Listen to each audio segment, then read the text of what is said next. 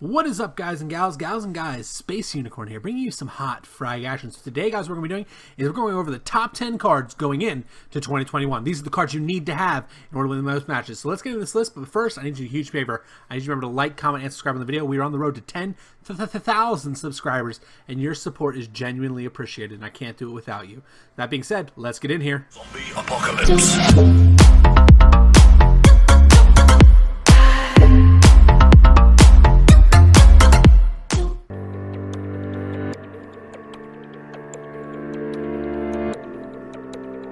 Coming in at number 10 on our list, returning to the top 10 cards for Frag right now, is Hunter. This card has a very quick respawn, is able to dish out a lot of damage very, very quickly, and because of his ultimate ability and the reduction in damage that he takes from his ultimate ability, finds himself sneaking into top 10 discussion and worthy discussion again.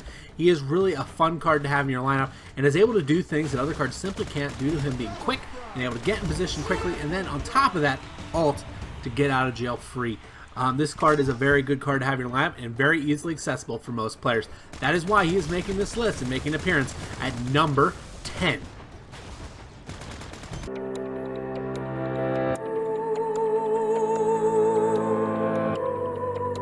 On the list still is BB. BB is still a very good card, guys. Don't let anybody tell you otherwise. This card is able to really dish out the damage and is still able to do massive amounts of healing, though the duration of it has been reduced, thus making him more manageable, but he is still an extremely good card and a push saver, very good at canceling your opponent's ability to eliminate cards. That being said, that is why this card is appearing on the list. He deserves this spot on the list, and he is not leaving the list anytime soon since there is no more nerfs in BB's foreseen future. That is why he's on this list. That is why he is number 9. I guess that means it's time and we move on to number 8.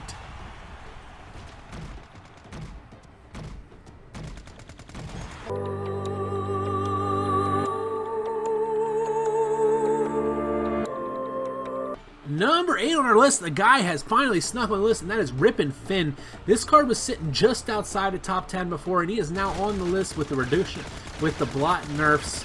And that's just kind of edged him on a little bit. He's been bumped up pretty high, but you can definitely make a case for his ability to eliminate your opponents, especially for lower level players. This card is a very good card to run in your lineup.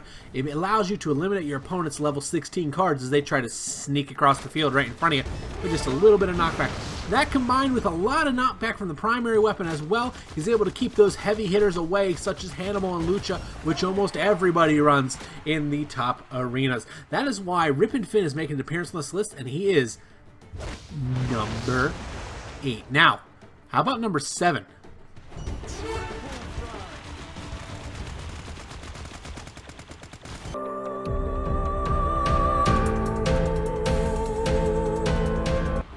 Number 7 on this list, we have everyone's personal favorite, my least favorite, Ronin. Ronin is on this list because he is deserving to be on this list. He has a very good AI, very, very quick, and is able to pressure your opponents with the faster respawn, thus keeping your opponent on his heels.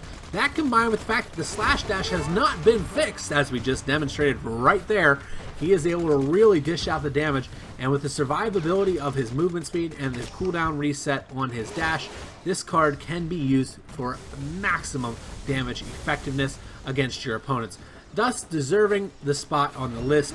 Let's move into number 6.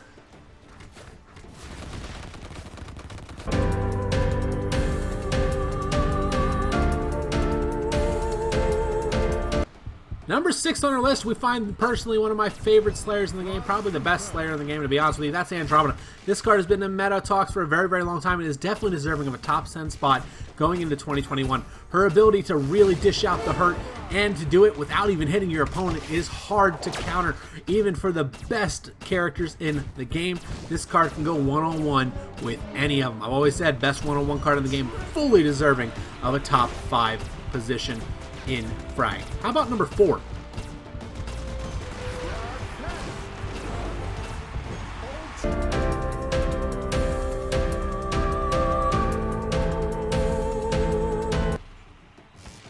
I said 4, but I meant 5. Here comes Lucha Boy. This guy is always in meta.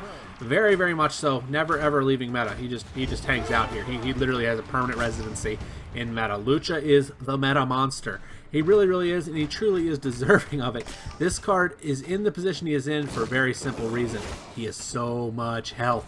let's move into the actual number 4.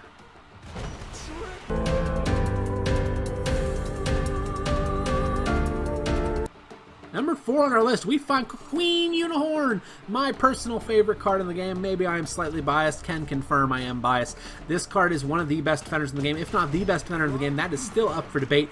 If you don't have the frag power, she is the second best defender in the game, and she lets you know that she is that good. Hit that ultimate rainbow, make them taste it, and then eliminate whoever you so please.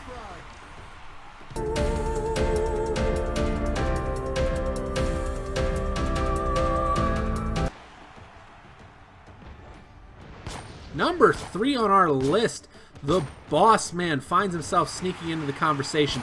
This guy is a very good defender as well. High damage output with an ultimate ability that can really shut down pushes, especially on bridges.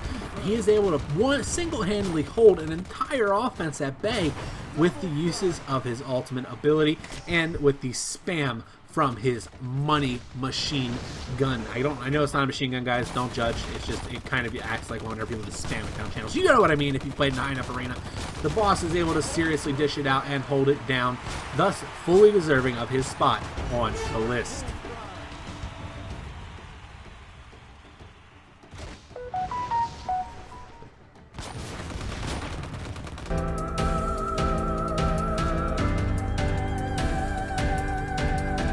Card.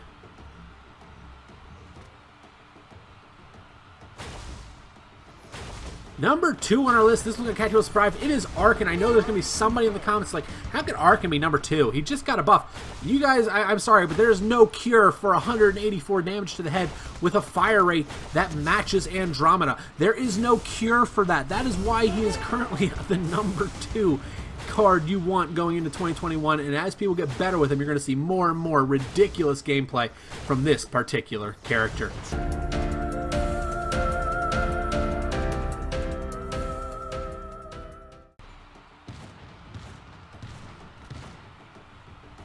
Number 1 on the list, we have Duncan. Duncan is actually that good, guys. Don't let yourselves be fooled. This card is able to dish it out and hold it down with whoever he so chooses. That being said, this card is very similar to Andromeda in the statistical aspect of it, and realistically, you're not going to find another card that does it better than this guy. He is actually that good. Alrighty guys, so what we're going to do now is we're going to hop into a game. I want to take a moment here and just kind of talk with you guys about some of these other characters that could have very easily made this list. And honestly, you could make a case for them as well, of which there was several. There was Hannibal. A lot of people love Hannibal. I don't blame him. Hannibal is a very, very strong tank with a high damage output, and realistically could easily make this list in the correct hands. And definitely a card you would want to consider if you don't have Lucha, but odds are you probably have Lucha if you have Hannibal. It's just the kind of the thing that it is, you know. You can't really do much with it, you know. So there's a couple other ones. Cypher's another card, still very, very good, just outside of meta right now. The reason being his nerf was actually pretty substantial, but it wasn't enough to like take him out of relevancy. So that means basically he's still playable.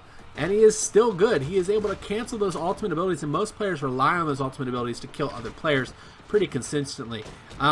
It's just kind of the way the card goes. Now, another card that could have probably made this list but did not is Sombrero. This one's going to surprise you guys. The reason Sombrero could have made this list is his combo potential is ridiculous. There are so many different combos you can throw at people with Sombrero that it's sickening, and that's not an exaggeration. So he is just outside of this list as well. Another card that could possibly be in discussion with this, we're not sure what her ceiling is yet, but that is Duality. This card, whenever played well, hits like almost no one in the game. And realistically, a good one is going to keep you on your heels for pretty much the entire match. Definitely worth considering if you're looking for a card that has a very unique playstyle, high skill cap, but we're not sure how high she gets yet because her card is actually that good. At least right now. We don't know what's coming in the future. There's going to be many more buffs and nerfs over the course of Frag. So we could see, who knows, maybe one day we'll see Scout, Nutty, and Dan as meta. But for now, these are the top 10 cards going into 2021. Please don't shoot me, buddy. So if you have any of these 10 cards, guys, you really can't go wrong with them. Build a deck around them. There's some really strong, there's some really strong cards in this particular build, guys. I wish he wouldn't shoot me. I was trying to tell this guy this whole match, stop shooting, bud. It's okay. We can be friends. I won't shoot. But he didn't want to be friends. So anyways, guys, these are the top 10 cards going into 2021. I hope you enjoyed this list. Let me know if there's another card that I should be considering in the down there. And also, guys, please remember to help me on my road to 10,000 subscribers. Your support is what makes this worth it. Thank you, everybody. Have a fantastic night. Stay safe. Bye-bye.